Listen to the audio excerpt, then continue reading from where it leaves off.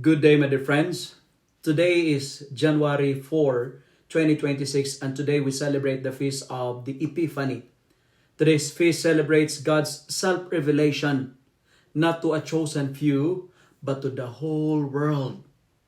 In our first reading for today from the book of the prophet Isaiah, chapter 60, verses 1 to 6, Jerusalem is called to arise and shine, because the glory of the Lord has dawned upon her, attracting nations, not only nations, but kings, to the light of God.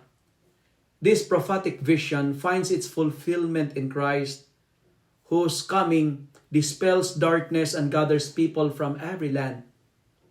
The imagery of light and pilgrimage reminds us that God's salvation is never meant to be hidden or exclusive. It radiates outward, drawing all humanity towards hope, towards justice and peace. And St. Paul, in our second reading in his letter to the Ephesians, deepens this mystery by revealing that what was once hidden has now been made known.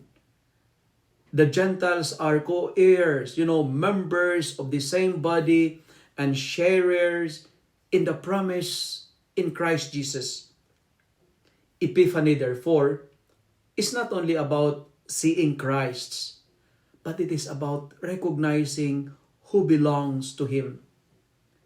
Through Jesus, barriers of race, culture, and status are broken down. God's plan of salvation is universal, inviting everyone into communion, dignity, and mission. My dear friends, the church, born from this revelation, is called to reflect this inclusive love by welcoming, by serving, and walking with all peoples. And the gospel for today, from Matthew chapter 2, verses 1 to 12, brings this revelation to life through the journey of the Magi, a foreign seekers who follow the star, offer the gifts, and encounter the Christ child. Their pilgrimage teaches us that God meets those who sincerely search when they come from unexpected places. In contrast, those who are near to the scriptures but close in heart fail to move. Epiphany challenges us to become like the Magi, attentive to God's signs, courageous enough to journey beyond comfort, and humble enough to offer our gifts in worship. Having encountered Christ, we too are sent home by another way, transformed and commissioned to proclaim His light to a world still longing for hope. And today, my dear friends, my dear brothers and sisters, let me end my reflection by sharing to you 3 L's. Listening, longing, and learning, shown by the example of the Magi. The Magi is a model of searching heart that leads to encounter with Christ, and their journey invites us to reflect on the kinds of searching we must cultivate in our lives. First, listening. The Magi did not ignore the signs of the star or the whispers of prophecy. They were attentive, patient, and open to guidance. In our spiritual lives, listening means being attentive to God's voice in Scripture, in prayer, and in gentle, nudges of the Holy Spirit, so that we can discern where He is calling us. And second L, longing. The Magi were not content with staying where they were. They long for something greater, a deeper truth, and a life illuminated by God's presence. Similarly, our search requires restless desire for holiness, for love, for justice, and for the grace that only Christ can bring.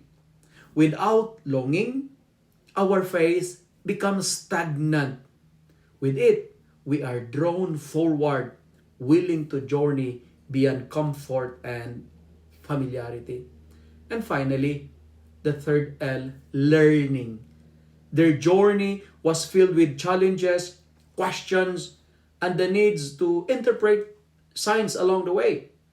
The Magi teach us that searching is also a process of growth and conversion. We must learn from our experiences, from the wisdom of others, and from our encounters with God and neighbor, allowing each step to shape our hearts.